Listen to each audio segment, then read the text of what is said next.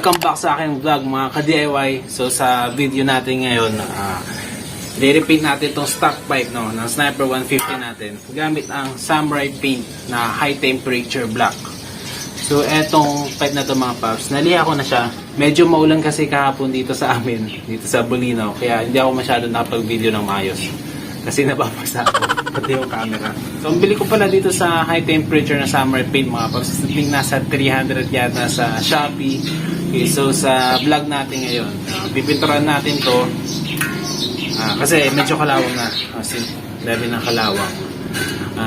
Nalihan na rin to konti mga paps. So sa video natin ngayon, pipinturan natin itong stock pipe, then testing natin siya sa Sniper 150 kung matibay nga ba yung Samurai Paint na high temperature. Kasi base sa Samurai Paint mga paps, itong high temperature para talaga sa mga elbow, sa mga tambutso ng motor natin. And if gusto nyo magpintura sa crankcase, sa makina, sabi nila pwede kayong gumamit ng ordinary paint lang, no? Yung standard na paint nila. Hindi nyo kailangan ng high temperature pag sa makina. Pero pag sa elbow, sa tambutso, high temperature ang kailangan nyo gamitin. Ihan natin mga paps. Ito ang gamit ko. Yan o. 60 grit na liha to. Kasi medyo makapal na yan eh. Medyo makapal na yung kalawang dito sa part na to. So kailangan ng medyo maanong liha.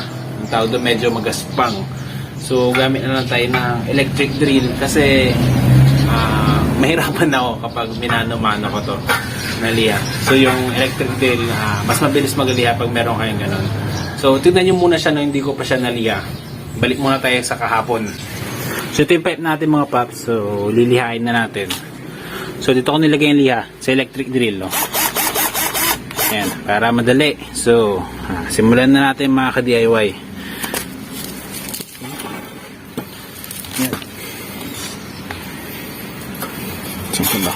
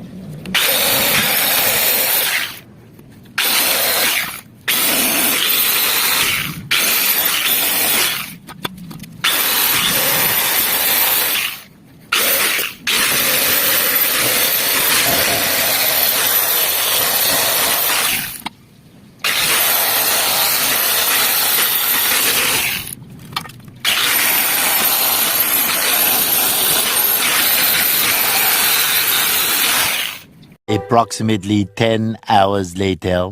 So mga ka-DIY, after ilang oras no, natapos ko din lihain yung stock pipe natin. So ang gamitin nyo lang na liha 60 grit no, okay na yon. Then sundan nyo ng 100 after ng 60. So ano ba yun? Ito na siya. Okay, ito. So ito na siya mga paps ka-DIY. Okay, yan. Ito na.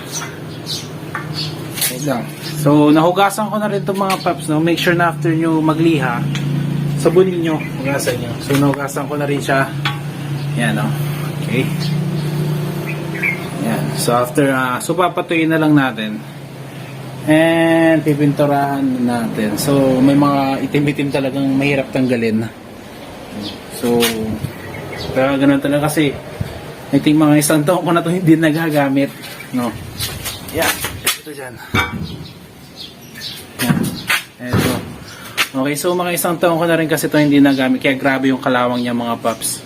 So So, wag yung paabutin sa ganun. Okay, so wag yun ang paabutin ng ganun na kalawang sa akin. So, siguro if may napansin kayo, nagsimula na siyang kalawangin. Pinturahan nyo na siya kagad. Okay? Papatuloy lang muna natin siya mga paps. No? Then, testing natin siya dito. Okay. Oopsie. Kay Vanta. Okay, si Vanta yung sniper ko. So, ngayon ako napag-isip ng pangalan. So, balikan ko kaya pag tuyo na yung stock pipe natin.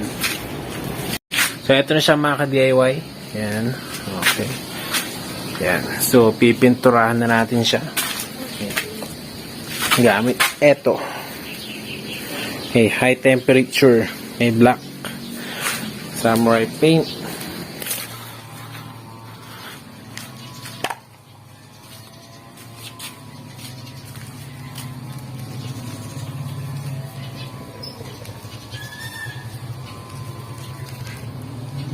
So, isang manipis na coating lang muna mga paps.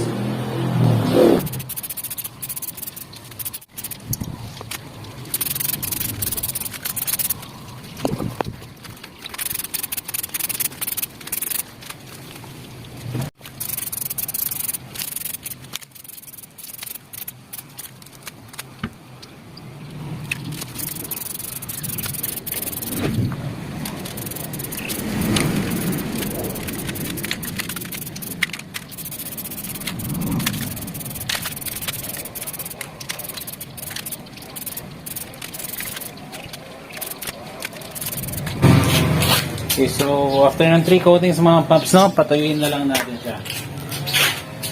Okay, so after 3 coatings mga paps, patuyuin na natin siya and salpak na natin dun sa sniper para matesting natin kung maganda yung quality na ito. Samurai paint na high temp.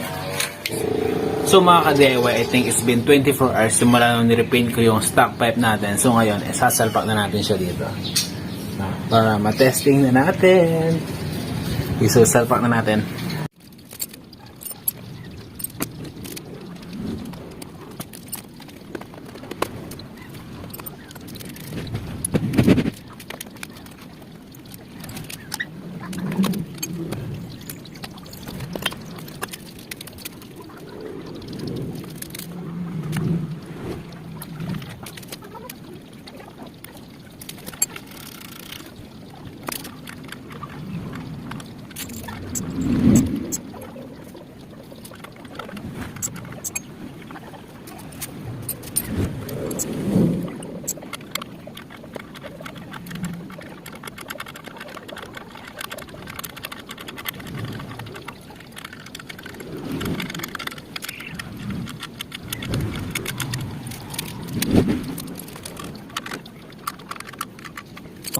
So ito naka-DIY yung kakalawangin nating stock pipe po. Okay. Bagong tingnan. Yan. So madumi lang. Yan. And ngayon papaandarin na natin. No. Check muna natin. Oh, nice.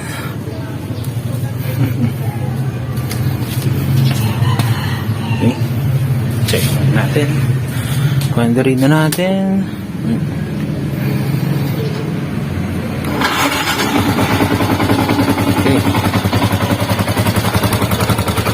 Painitin muna natin siya mga ka-DIY.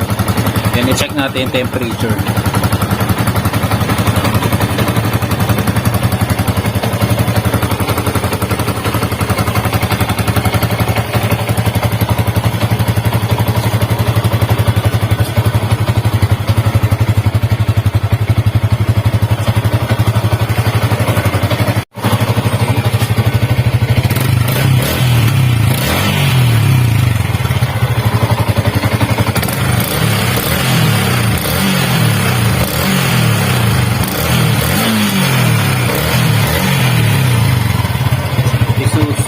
So good naman mga paps. Okay naman.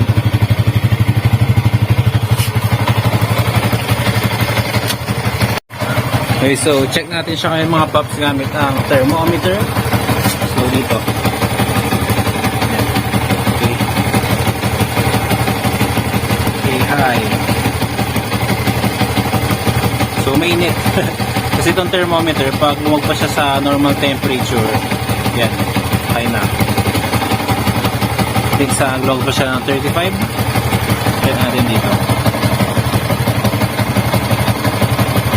36.4. Peak pag sobrang init na kasi, high na lang ang lumalabas. Okay, so mainit. So may, nakapansin nyo parang may umuusok siya konti mga paps. So may nasusunog doon. Ewan ko lang kung ano. Sa head. Check natin. Mainit na rin sa head. Oo nga, mainit. Sa crankcase, okay pa naman. 36.9. Sa header, so mainit na. Oo, mainit na. Yan, so hindi ko muna siya papatakbo yung mga ka-DIY kasi baka umulan eh. So far so good naman mga ka-DIY. 30 minutes na siyang naka-start, no? 30 minutes na siya umaandar. Wala namang nakikita ng problema dun sa pin. No? Check natin. Yan, wala namang problema mga ka-DIY. Okay? Ewan ko lang pagkatagalan. Pero sa ngayon, no? Wala naman.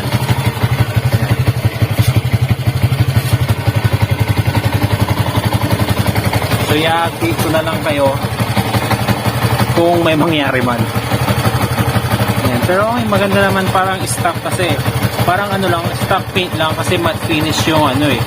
Yung high temperature ng samurai paint. Wala nang problema.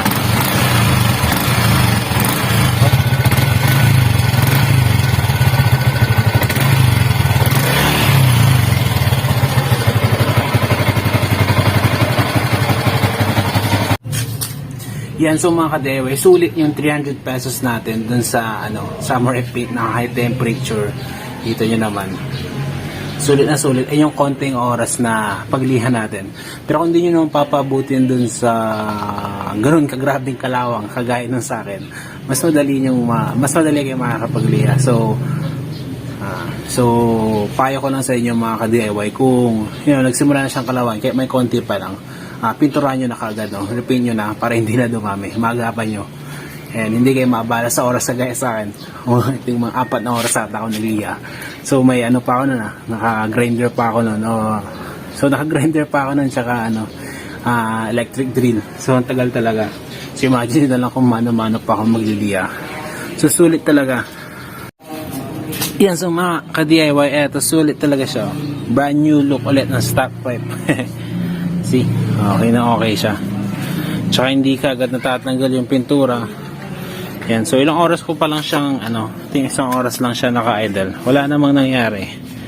Yan. So malalaman natin sa mga susunod na araw kung may mangyayari. Pero as of now, satisfied ako dun sa resulta ng 300 pesos na samurai paint. Yan. Pogi. brand new ulit. Tignan, no?